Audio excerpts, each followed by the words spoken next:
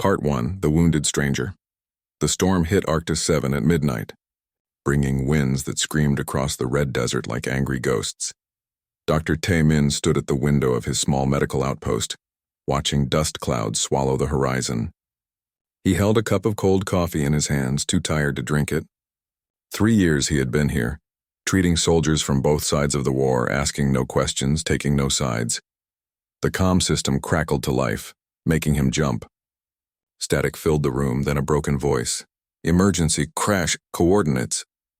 The signal died before he could respond. Tae-min grabbed his emergency kit and ran outside. The wind tried to push him back, filling his mouth with dust. He pulled his mask up and moved toward the coordinates his system had captured. 2 kilometers northeast. He climbed into his medical transport and drove into the storm.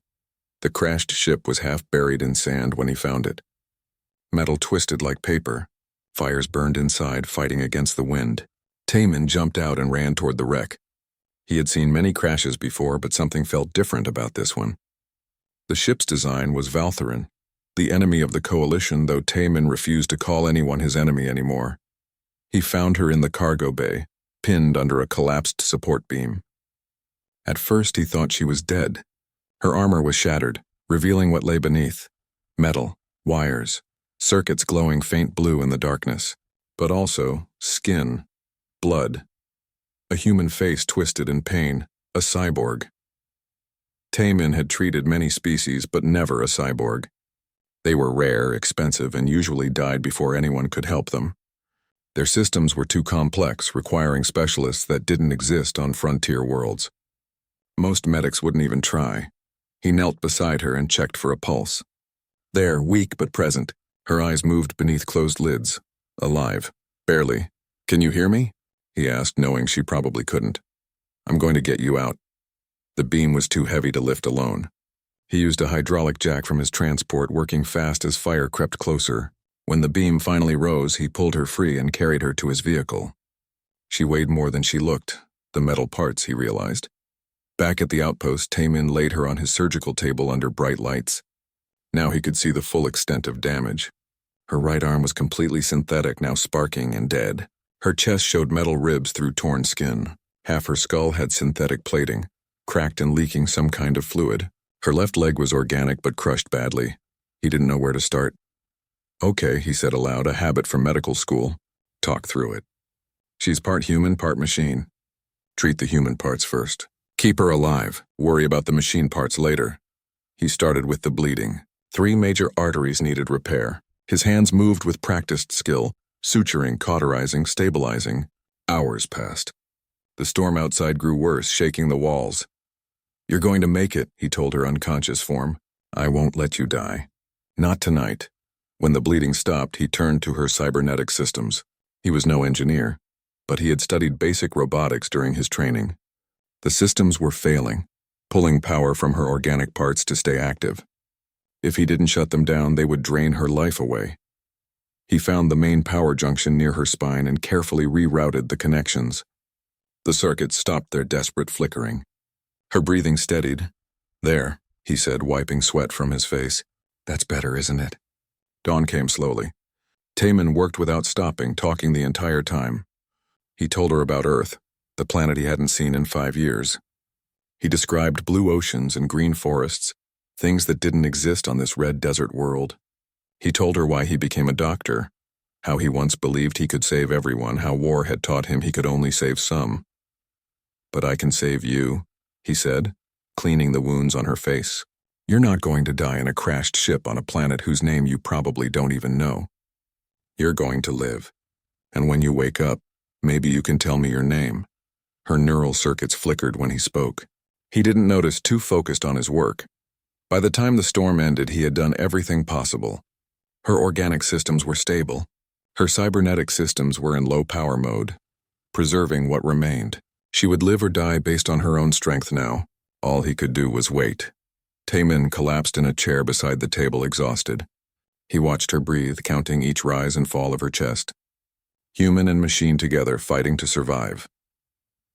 3 days passed. Other patients came and went. Soldiers with minor wounds, colonists with illnesses. Tae-min treated them all while keeping watch over the cyborg. She never moved. Her systems ran on minimal power, healing slowly, too slowly. On the morning of the 4th day, her eyes opened. Tae-min was changing her bandages when it happened.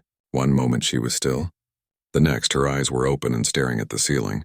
Bright green eyes, very human despite the synthetic plating around them. "Welcome back," Tae-min said gently. "You're safe. You're in a medical outpost. I'm Dr. Tae-min, do you understand me?" She tried to speak but couldn't, her throat was too dry. He brought water and helped her drink. "What?" she whispered. "What happened?" "Your ship crashed. I found you and brought you here. You've been unconscious for almost 4 days." She tried to sit up. Pain crossed her face and she fell back. "Don't move yet," Tae-min said. "You are badly injured. Your body needs time to heal." "My body," she repeated, looking down at herself. She saw the bandages, the exposed circuits in her arm, the metal plating on her chest. Her eyes went wide with fear. "What am I?" "You're a cyborg," Tae-min said carefully. "Part human, part machine. You don't remember." She shook her head and tears began falling. "I don't remember anything. Not my name, not where I came from, not what I am." She looked at her synthetic arm with horror. "Am I a monster?" "No," Tae-min said firmly. He pulled up a chair and sat beside her. "You're a person who was hurt and needed help. That's all I see. How can you say that?" She raised her mechanical arm, watching servos move under transparent panels. "Look at me. I'm not human. I'm a thing." "You're crying," Tae-min pointed out. "Things don't cry. You feel pain. You feel fear. That makes you a person in my book." She stared at him, confused. "Why did you save me?" I might be dangerous. Maybe," Tae-min agreed. "But when I found you, you weren't dangerous. You were dying, and I'm a doctor. I don't let people die if I can help it." She was quiet for a long time, processing this. Finally she asked, "What do I call myself if I can't remember my name?" Tae-min thought about it. "There's a flower on Earth called a hana. It blooms even in harsh conditions. It's stronger than it looks. Would you like that name, Hana?" She tested the word silently, then nodded. "Hana. Yes, I'll be Hana." "Good," Tae-min smiled. "Now, Hana, you need to rest. Your systems need time to repair themselves. We'll figure out everything else later." But as he dimmed the lights and let her sleep, Tae-min wondered what he had gotten himself into. A cyborg with no memory, no identity, and military-grade augmentations. Someone would come looking for her eventually. And when they did, what would happen to the person he had just saved? Part 2. Echoes in the circuit's weeks passed slowly at the outpost. Hana's body healed, but her mind remained empty of memories. Each morning she woke hoping to remember something, anything about who she had been. Each morning brought only the same blank spaces. Tae-min helped her learn to walk again. Her synthetic leg had repaired itself, nanomachines rebuilding damaged circuits while she slept. It still felt strange to her. This leg that moved when she thought about moving but didn't feel quite real. "It's like wearing someone else's shoe," she told Tae-min during physical therapy. "I know it's attached to me. I can control it. But it doesn't feel like mine." "Give it time," he said, supporting her as she took careful steps around the medical bay. "Your brain needs to reconnect with your cybernetic parts. The trauma disrupted those connections." Hana appreciated his patience. Other people at the outpost stared at her with fear or disgust. 2 other medics worked with Tae-min.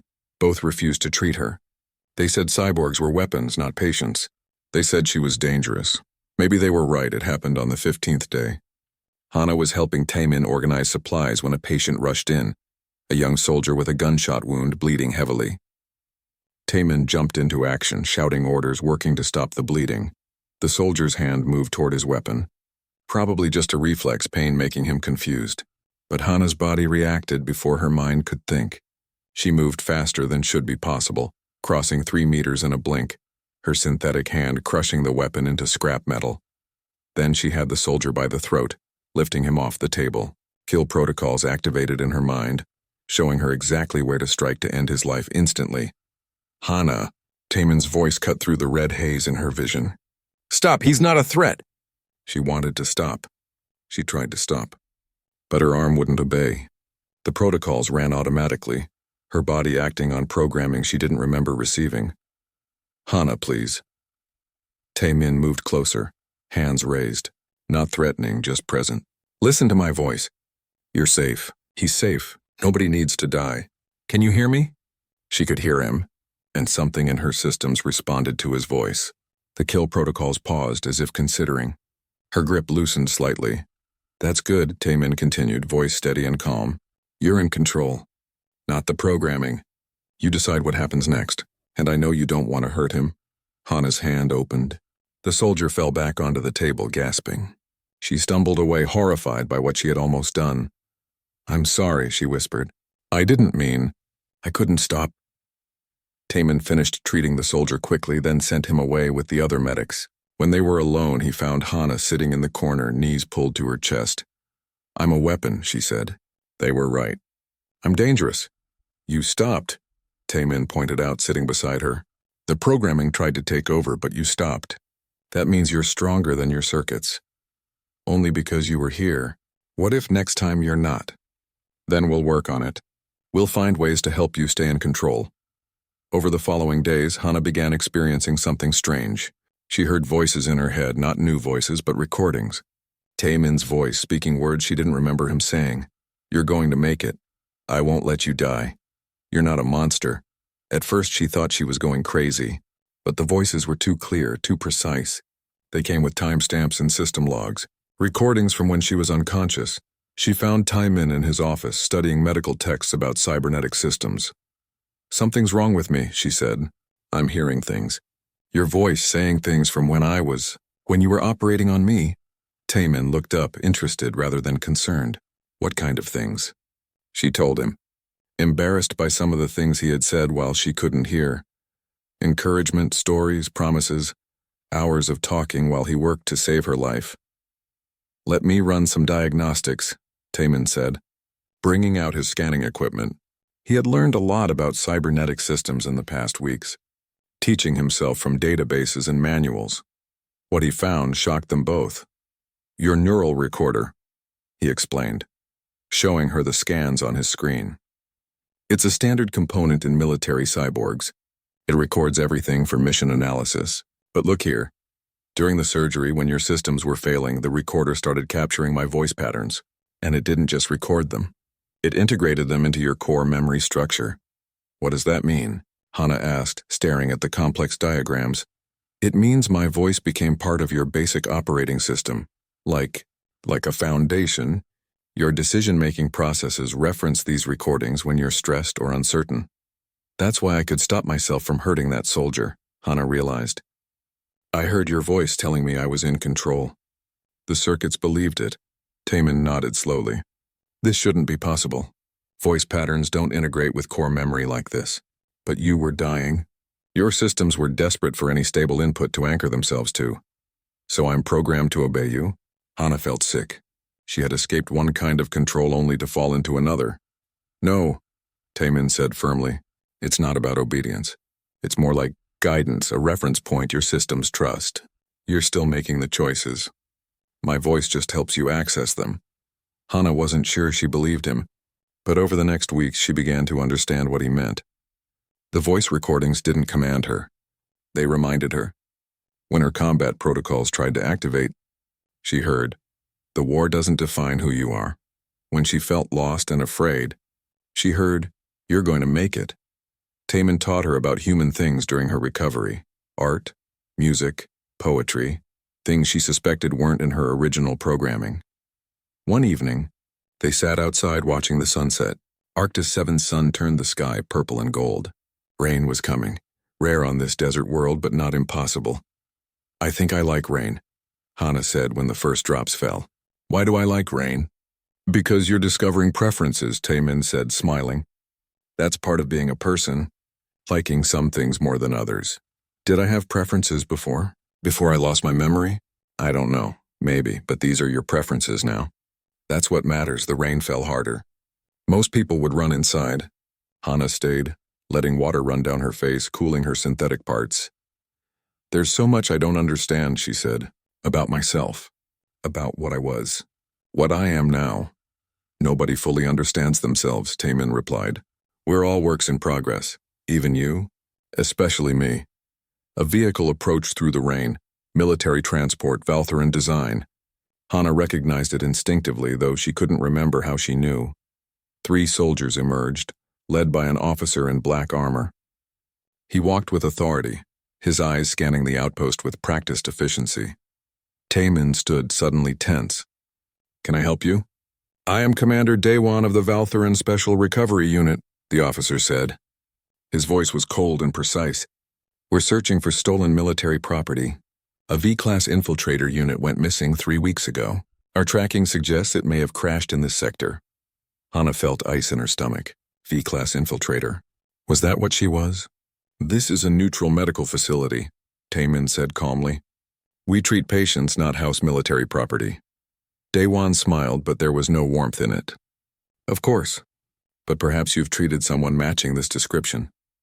He projected a hologram, technical specifications, combat statistics, mission parameters, a picture of Hana before the crash, cold-eyed and expressionless. "Designation, Unit 0847, Daewon continued. "Highly dangerous. Designed for infiltration, sabotage, and elimination of high-value targets. If you've encountered it, you must report immediately. The unit is extremely valuable military property." "I haven't seen anyone matching that description," Taemin lied smoothly. "But I'll keep watch and contact you if anything changes." Daewon studied him for a long moment. "You're certain?" "Harboring military property is a serious offense, Doctor. Even neutral status won't protect you from that." "I'm certain." After the soldiers left, Taemin found Hana hiding in the supply room, her hands shaking. "That's what I am," she whispered. "An infiltrator. An assassin. Property." "That's what you were," Taemin corrected. "It's not what you are now." "How can you know that?" "I don't even know that. Because I've spent 3 weeks with you. I've seen you choose kindness over violence. I've watched you learn to appreciate rain and laugh at bad jokes. Property doesn't do those things. People do. But what if he's right? What if I'm just malfunctioning?" Taemin knelt beside her, making her meet his eyes. "Then we'll figure it out together. But I don't believe you're broken. I think you're finally becoming who you were always meant to be." In Hana's circuits, his recorded voice echoed, "I won't let you die." She realized now that he had saved her life twice, once on the operating table, and once just now by seeing her as a person instead of property. But Daewon would return, and next time Taemin's words might not be enough to protect her. The memories started returning in fragments like broken glass cutting through Hana's mind. She would be drinking tea or organizing supplies, and suddenly she was somewhere else, someone else. A cold room, a target's face, the weight of a weapon in her hands. Blood. She told Taemin about the memories during one of his examinations. "They don't feel like mine," she explained, watching his instruments scan her neural pathways. "It's like watching someone else do terrible things. But I know it was me. I can feel the memory of pulling the trigger, but I can't understand why I did it." "Your emotional responses were probably suppressed," Taemin said, studying the readings. "The programming made you efficient by removing doubt and guilt. Now those suppressions are damaged. You're feeling emotions about actions you took without emotion." "I killed people," Hana whispered. "A lot of people, not soldiers, civilians, politicians, scientists, anyone the Valtherans wanted eliminated." "That wasn't you. That was what they made you. Is there a difference?" "My hands did the killing, my mind planned the attacks. Saying it was programming doesn't change what happened." Taemin had no good answer for that. He had struggled with similar questions during the war. How much responsibility did soldiers bear for following orders? Where did duty end and choice begin? "What matters now is who you choose to be," he finally said. "The past is fixed. The future isn't." But Hana wasn't sure she believed in a future. Not anymore. The attack came on a Tuesday morning. No warning. No reason. Coalition forces appeared over the horizon in armed transports, weapons hot, moving fast toward the outpost. Taemin activated the distress beacon immediately. "This is a neutral medical facility. We have no military assets. Cease fire." The coalition forces didn't stop. Explosions rocked the outpost. The main building took a direct hit, collapsing the west wing. Screams filled the air. Patients, medical staff, people who had nothing to do with the war. "They think we're hiding Valtheran troops," one of the other medics shouted. "Someone must have reported the soldiers who came looking for her." All eyes turned to Hana. "Get to the bunker," Taemin ordered, pulling patients toward the underground shelter. Move. Now. Hana stood frozen, watching coalition soldiers advance. She recognized their tactics, their formation. Part of her understood exactly how they would clear the building, where they would place explosives, which innocents would die in crossfire. Another part of her, the new part, the part that liked rain and tea, screamed at the injustice of it. A coalition soldier kicked in the door, weapon raised. He saw Hana and fired without hesitation. She moved on instinct, faster than thought. The bullet missed. Her hand closed around his weapon, crushing it. Her other hand struck his chest, precisely calculated to disable without killing. He fell, unconscious but breathing. More soldiers poured in. Hana's combat programming fully activated. The world slowed down. Threat assessments scrolled through her vision. Optimal response patterns calculated in milliseconds. She was a weapon again, but somewhere in her circuits, Taemin's voice played, "The war doesn't define who you are." She moved through the soldiers like wind through grass. Each strike precise, controlled. She broke weapons, not bodies. Disabled, didn't destroy. Her programming screamed at her to kill. It would be more efficient, more certain. She ignored it. The neural conflict was agony. Every choice to spare a life fought against years of conditioning. Her systems overheated. Warning indicators flashed in her vision. But she kept moving, kept choosing mercy over efficiency. Within minutes, 12 coalition soldiers lay unconscious around the medical bay. None dead. All breathing. Then the pain hit. Neural overload from fighting her own programming. Hana collapsed, circuits sparking, systems crashing. The last thing she heard before darkness took her was Taemin calling her name. She woke on the surgical table, familiar lights above her. Taemin worked over her open neural panel, tools steady despite the stress on his face. "Stay still," he said without looking up. "Your systems are in critical failure. I need to stabilize your core processor." "The patients?" Hana's voice came out distorted. Speakers damaged. "Safe. Everyone's safe. Because of you." "I broke my programming," she said. "Chose mercy. Systems couldn't handle the conflict." "I know. I'm seeing the damage now.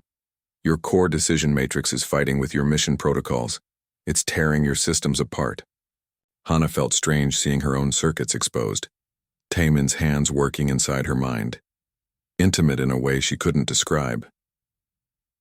"I found something else," Taemin said quietly. He showed her a display, data logs from the original surgery. "Remember how my voice imprinted on your core memory? I can see the exact moment it happened. You were dying. Your systems were shutting down. Then I started talking to you, and your neural recorder latched onto my voice patterns like a drowning person grabbing a rope." "I remember," Hana said, though the memory was fragmented. "Your voice was the only constant thing while everything else failed. Your systems didn't just record my words, they integrated them into your primary decision-making protocols. Every major choice you make references those recordings. It's like," he struggled for the right words, "like I accidentally wrote part of your personality. That's why I could choose mercy today. Your voice told me I was more than my programming." "But it's not healthy," Taemin said, and she heard pain in his voice. "You should be making choices based on your own values, not recordings of things I said. I never meant to influence you like this. I just wanted to save your life. You did save my life. Twice now. But at what cost? You're not free if my words control you." Hana considered this. In her circuits, she could feel the recordings. Thousands of words spoken during that first desperate surgery. Encouragement, stories, promises. They had become part of her foundation, shaping every decision. "What if you remove them?" she asked. "Reset me to factory settings?" Taemin's hand stopped moving. "That would kill who you are now. You'd go back to being Unit 0847, just programming, no choices. But I'd be free of your influence. You'd be a slave to your original programming instead. That's not freedom. Then what do I do?" Taemin worked in silence for several minutes, thinking. Finally, he made a decision. "I can modify the integration," he said. Instead of your systems automatically following the recordings, I'll give you conscious control. You can choose whether to listen to those words or ignore them. Make them guidance instead of commands. Won't that be dangerous? What if I choose wrong? Everyone chooses wrong sometimes. That's part of being free. The procedure took hours. Taemin carefully rewired her neural connections, giving her active control over what had been automatic processes. It was delicate work. One mistake could destroy her personality completely. While he worked, Hana remained conscious, experiencing her own transformation. She felt the recording shift from deep commands to accessible memories. Taemin's voice was still there, still part of her, but now she could choose whether to follow it. How does that feel? Taemin asked when he finished. Hana searched her circuits. The recordings were easier to access now, but they no longer forced her decisions. She could hear Taemin saying, "You're not a monster," and choose to believe it or question it. Strange, she admitted. Like suddenly being responsible for myself. Welcome to free will. It's terrifying. Before Hana could respond, alarms blared. The outpost sensors detected incoming vehicles, multiple signatures, Valtharan military. Commander Daewon had returned. This time he brought 20 soldiers, all armed, all surrounding the outpost before Taemin could even reach the door. Daewon walked in without knocking. His eyes found Hana immediately. "Unit 0847, he said. "You're coming with us." "She's under medical sanctuary," Taemin said, stepping between them. "She's a patient, not property." "She's a military asset worth more than this entire outpost," Daewon replied coldly. "And you're harboring her illegally. I could have you arrested." "I'm a neutral doctor, treating an injured patient. That's protected under galactic medical law." Daewon smiled. "Is it? Let me share something interesting, Doctor. I investigated your background. You weren't always neutral. 5 years ago, you were a coalition military surgeon. Your family lived on Station 7. Do you remember Station 7? Taemin's face went pale. Hana saw his hands clench. "Station 7 was destroyed in a Valtharan raid," Daewon continued. "No survivors. Your wife, your daughter, your parents, all killed. And here you are now, treating a Valtharan weapon, hiding her from us, reprogramming her. Tell me, Doctor, is this neutrality? Or is this revenge?" "That's not what's happening," Taemin said, but his voice shook. "No? You've been alone with Unit 0847 for weeks. You've accessed her neural systems. You could have programmed her to do anything, kill Valtharan officers, sabotage installations, anything. And you expect us to believe you haven't?" Hana felt cold. She looked at Taemin, seeing him differently. A man who lost everything to her people. A man who had complete access to her mind. Could he have programmed her? Would she even know? "I saved her life," Taemin said quietly. "That's all I did." "Then you won't mind if we take her for analysis. If your work was innocent, she'll be returned to you after we verify she hasn't been compromised." "We both know that's a lie. You'll wipe her memory and reinstall the original programming. She's military property. What happens to her isn't your concern." Hana's circuits raced. She could fight. Her combat systems were online, and she was stronger than these soldiers. But if she fought, she would prove Daewon right. She was just a weapon programmed for violence. If she surrendered, she would lose herself. Become Unit 0847 again. There was no good choice. She looked at Taemin, really looked at him, saw the pain of old loss in his eyes, saw the exhaustion from weeks of caring for her, saw genuine fear for her safety. Whatever he had done, whatever his reasons, he had given her something precious, the ability to choose. "I'll go with you," Hana said to Daewon. "On one condition. The outpost and everyone in it stays safe. No arrests, no investigations." "Hana, no," Taemin protested. "It's my choice," she said, and smiled at the irony. "You gave me free will. Let me use it." Daewon nodded. "Acceptable. Unit 0847, come with us." As the soldiers moved to restrain her, Hana heard Taemin's recorded voice in her circuits one last time. "I won't let you die." But this time, she chose not to listen. Sometimes she realized choosing to die was the only way to remain free. The Valtheran transport was cold and dark.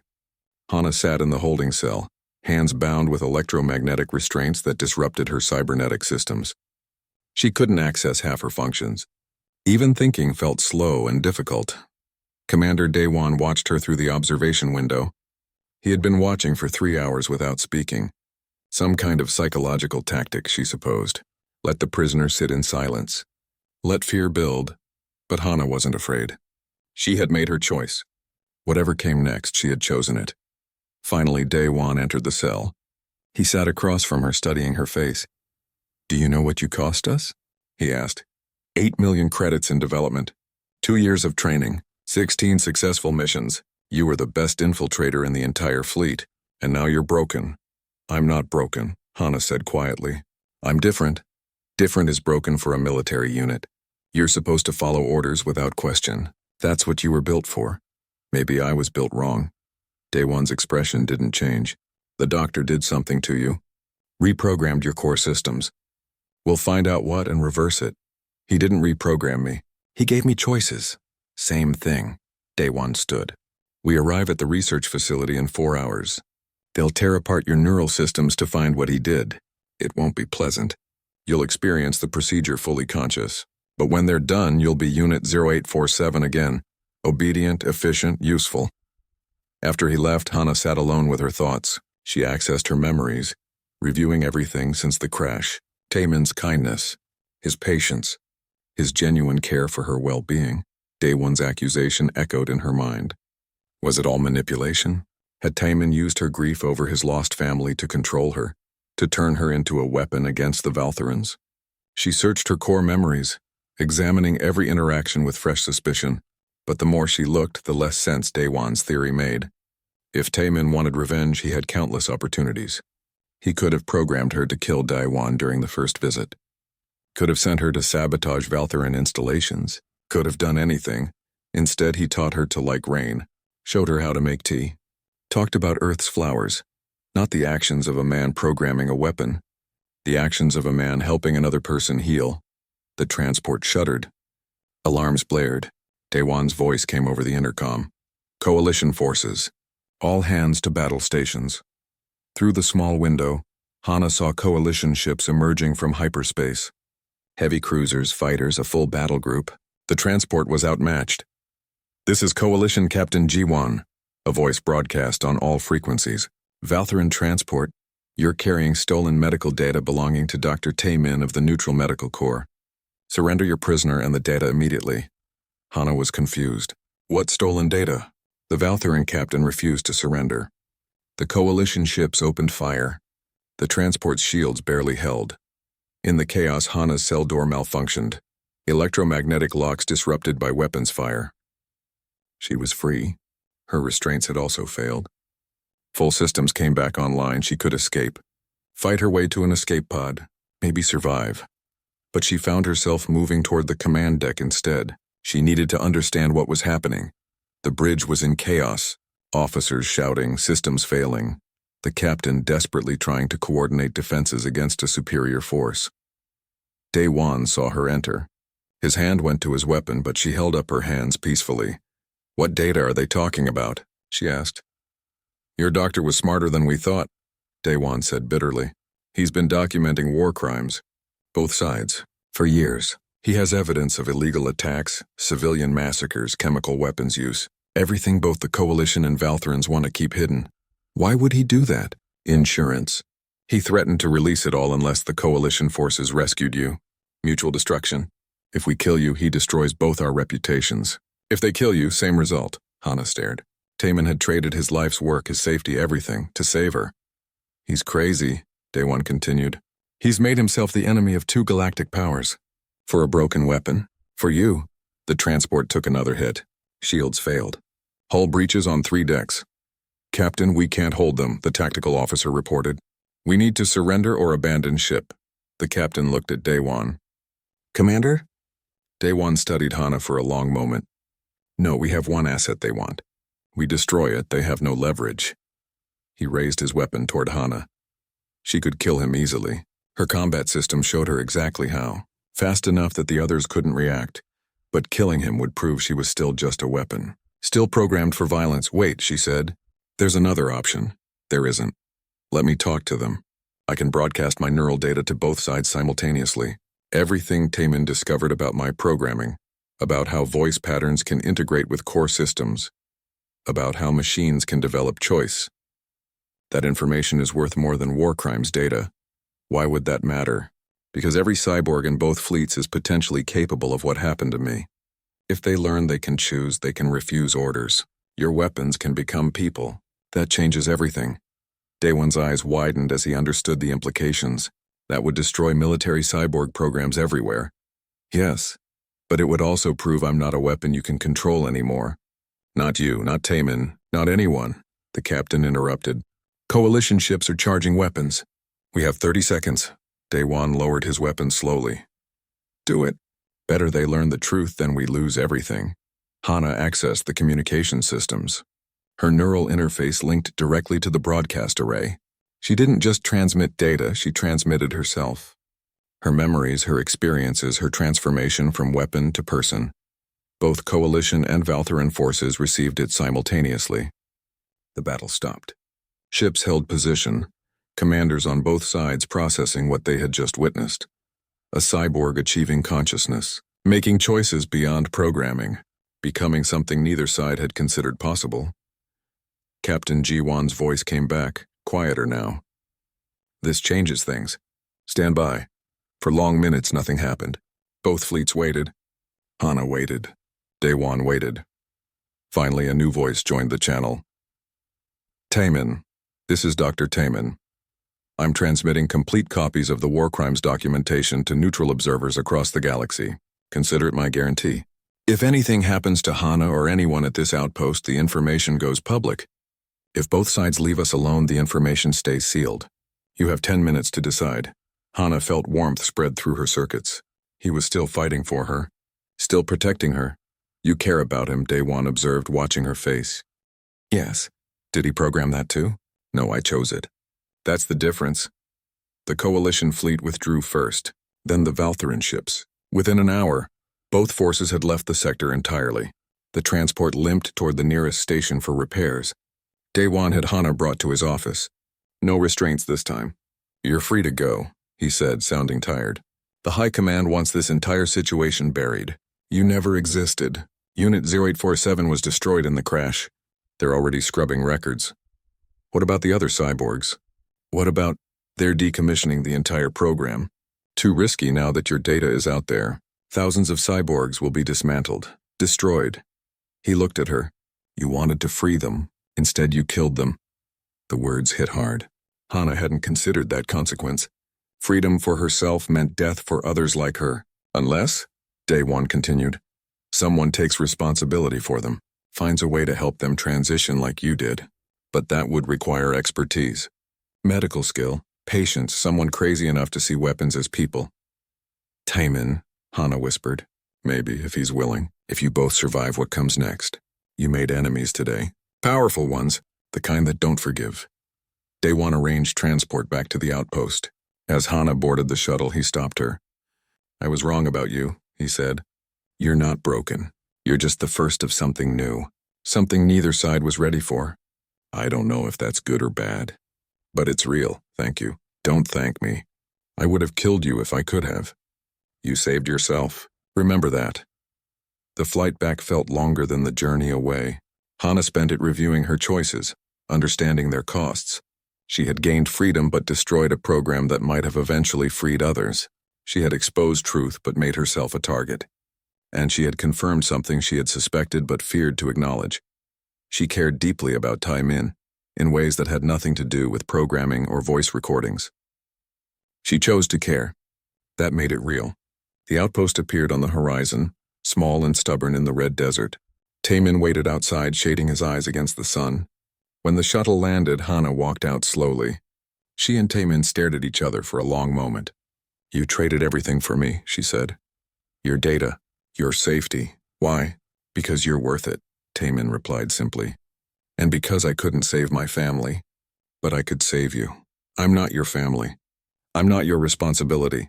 No, you're your own person, making your own choices. That's exactly why you're worth saving. Hana moved forward and hugged him, the first hug she could remember. It felt awkward, her metal parts cold against him, her movement too precise, too calculated. But also right. There are others, she said. Thousands of cyborgs being decommissioned. They'll be destroyed unless someone helps them. Then we'll help them, Taemin said without hesitation. However we can. It will be dangerous. Both sides want this buried. Everything worthwhile is dangerous. Hana smiled. Her facial expressions were still new, still unpracticed. But genuine. I'm not good at being human, she admitted. Nobody is, Taemin said. That's the secret. We're all just trying our best. Together they walked back into the outpost, outside the sunset over Arctis 7, painting the desert in shades of purple and gold. And in Hana's circuits, Taemin's recorded voice played softly. No longer a command, but a choice. You're going to make it. She believed it now. Not because her programming told her to, but because she decided to believe. The first decommissioned cyborg arrived on a Thursday morning. He came in a military transport, sedated and locked in a containment unit designed for dangerous cargo. The delivery crew treated him like a bomb that might explode at any moment. Taemin and Hana stood in the outpost's new expansion wing, watching the crew unload the unit. The building had grown significantly in the past 3 months. Word had spread quietly through unofficial channels. There was a place that helped broken cyborgs, a place where weapons could become people. His designation is Unit 3392, the crew chief said, handing over digital files.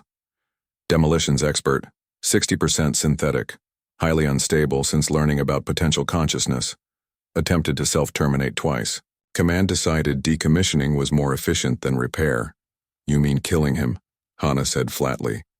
The crew chief shrugged. He's property. Can't kill what isn't alive.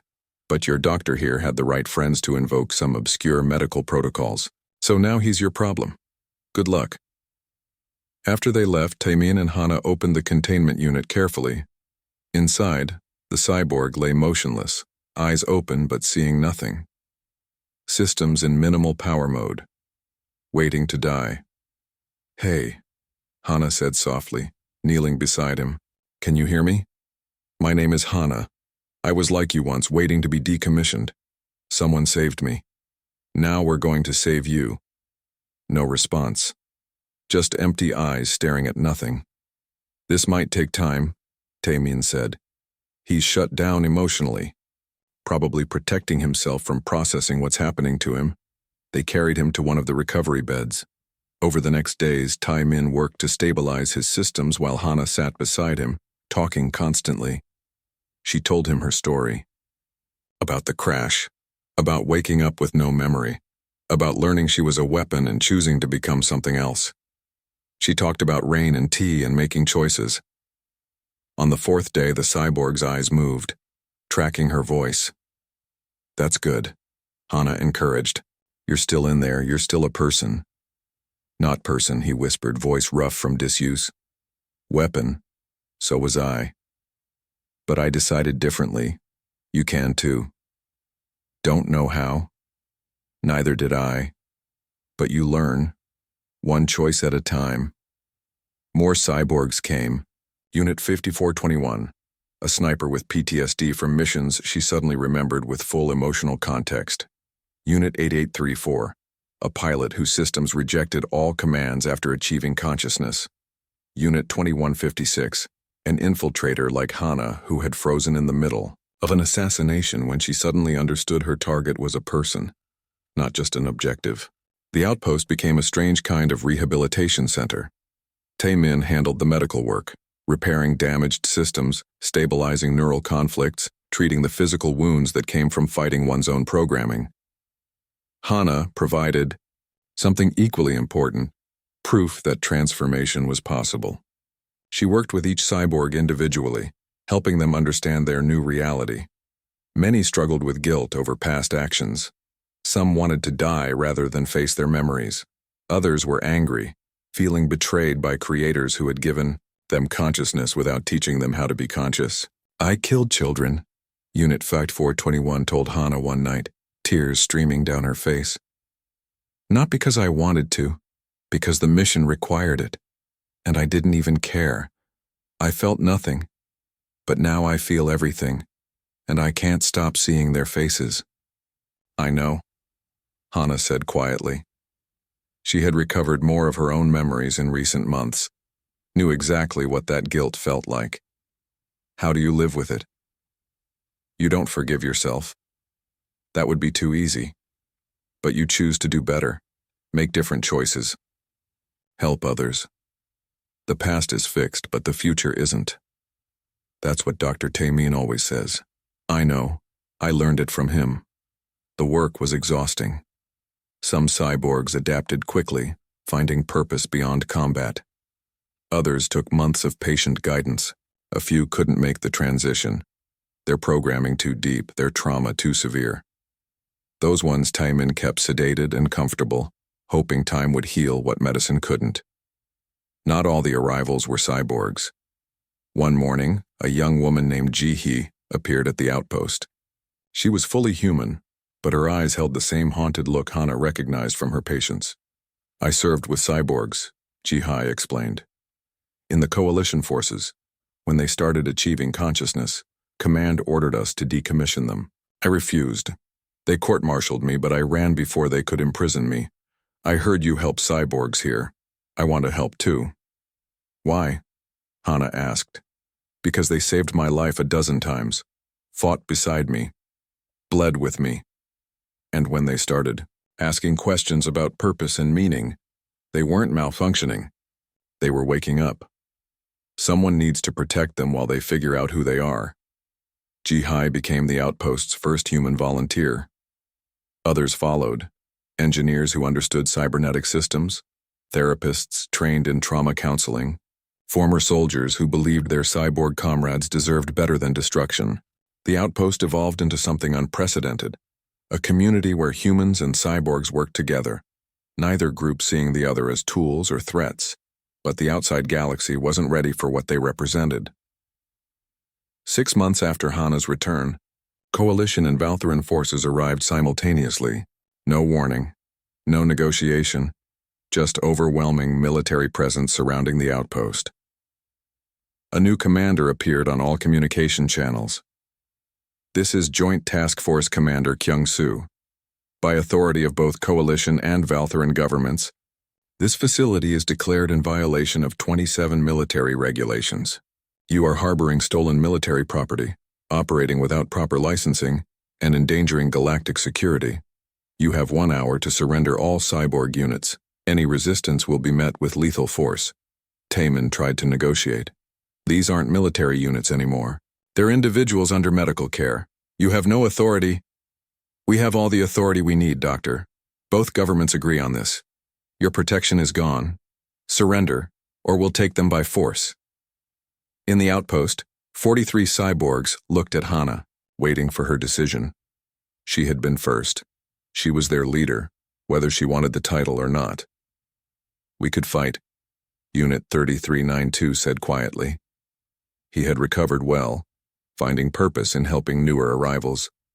Between all of us, we have enough combat capability to hurt them badly. That would prove we're just weapons, Hana replied, that we can't be trusted with consciousness. So we surrender? Let them destroy us? No. We show them something they've never seen before. Hana walked outside, hands raised, unarmed. Taemin tried to follow, but she stopped him. This isn't your fight anymore, she said gently. You've done enough, too much. This next part is ours. One by one, the other cyborgs followed her outside. 43 beings who could have torn through the military forces with ease. All unarmed, all peaceful. They stood together in the desert sun, synthetic and organic parts glinting in the light. Commander Kyung-soo approached with armed soldiers. You're surrendering? No, Hana said. We're making a choice. We choose not to fight. We choose not to prove we're dangerous, but we also choose not to return to what we were. You don't have a choice, you're military property. Then destroy us here, in front of everyone watching. Hana activated her communication systems, broadcasting to every device in range. News crews, independent journalists, human rights organizations, hundreds of observers suddenly had live feeds of 43 peaceful cyborgs facing military execution. "The entire galaxy is watching now," Hana said. "Both your governments wanted this buried, wanted us quietly eliminated. But we're not quiet anymore. We're not hidden, so make your choice, Commander. Execute peaceful beings for the crime of consciousness or admit we deserve to exist." Kyungsu's face was stone. "You're trying to manipulate public opinion. We're trying to survive. Isn't that what all conscious beings do?" The standoff lasted hours. Behind the military lines, debate raged. Some called the cyborgs dangerous weapons. Others called them victims of military experimentation. Still others simply asked, if they can choose peace over violence, doesn't that prove they're people? The decision came from the top. Both Coalition and Valtheran leadership, facing unprecedented public pressure, declared a temporary ceasefire. The cyborgs would not be destroyed immediately. Instead, they would be studied, evaluated, their consciousness verified by independent scientists. It wasn't freedom, but it was time. And time was all Hana needed. The months that followed were difficult. Scientists poked and prodded. Politicians debated. Religious leaders argued about whether synthetic beings could have souls. The cyborgs waited patiently, answering every question, demonstrating their choices, proving their consciousness over and over. Slowly, opinion shifted. Not everywhere, not completely, but enough. 2 years after the standoff, the first laws recognizing cyborg personhood were passed. Not in Coalition or Valtheran space, they were still too invested in their military programs, but in neutral territories. Small victories, incremental change. The outpost remained, now officially recognized as a medical facility and rehabilitation center. Cyborgs came from across the galaxy, seeking help transitioning from weapons to people. Some stayed. Others moved on, finding places in the galaxy that accepted them. Hana worked with them all, teaching what she had learned. Consciousness was a gift. Choice was a responsibility, and becoming human had nothing to do with biology. One evening, she found Taemin in his office reviewing medical files. The work had aged him. Gray streaked his hair now and lines marked his face. But his eyes held something they hadn't when she first met him. Peace. "Thinking about retiring?" Hana asked, sitting across from him. "Thinking about the next 100 years of work," he replied, smiling. "We've barely started. Thousands of cyborgs still need help. More are created every day. You can't save everyone."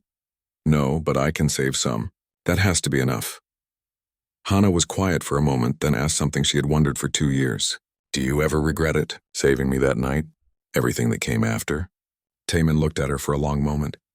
"Do you remember what I told you while you were unconscious? During the surgery?" "Every word. My circuits recorded it all. I said the war doesn't define who you are. I was talking to you, but I was also talking to myself. I had let the war define me for so long, losing my family, becoming neutral, running from grief. But then you woke up and started making choices, and I remembered something I'd forgotten. People are worth saving.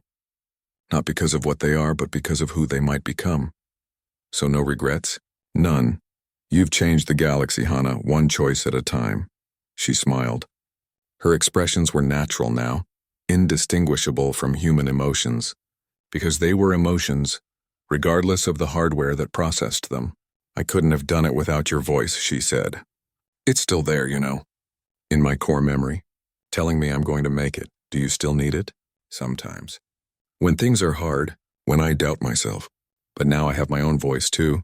They work together." More transports arrived that evening. 5 new cyborgs, damaged and afraid and uncertain. Hana went to meet them, Taemin beside her. "Welcome," she told them. "My name is Hana. I was like you once. Someone gave me a choice. Now I'm giving you the same choice. You don't have to be what you were built to be. You can become anything you choose." As they worked through the night, helping the new arrivals stabilize, Hana thought about how far she had come. From Unit 0847 to Hana. From weapon to person. From program to choosing. The recorded voice in her circuits whispered softly, "You're going to make it." And her own voice answered, "I already did. Now let's help others do the same." Outside, twin moons rose over Arctis 7. The desert that had witnessed her rebirth now witnessed dozens of others, each finding their voice, each making their choice, each proving that consciousness wasn't about biology or programming, but about the courage to decide who you wanted to become. Taemin watched Hana work, this being he had saved and who had saved him in return. She moved with confidence now, helping a frightened cyborg understand his new reality. Her voice was patient, kind, certain, the same voice he had given her, the same voice she had given herself. In the end, that was what humanity meant. Not flesh or circuits, but the choice to care, to grow, to become more than you were. And Hana, more than anyone, embodied that truth. She was human not because of what she was made of, but because of who she chose to be. And every day she chose kindness, chose growth, chose hope. One choice at a time she changed the galaxy. One choice at a time she proved that consciousness wasn't given. It was earned through the courage to become yourself. And in her circuits, now and forever, Taemin's voice remained. Not as programming, but as memory. A reminder of where she began.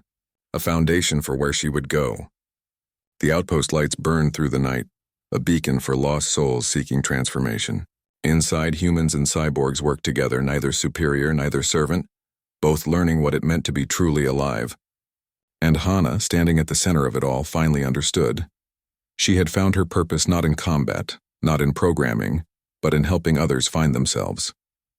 She was no longer Unit U-847, she was Hana, and she was home.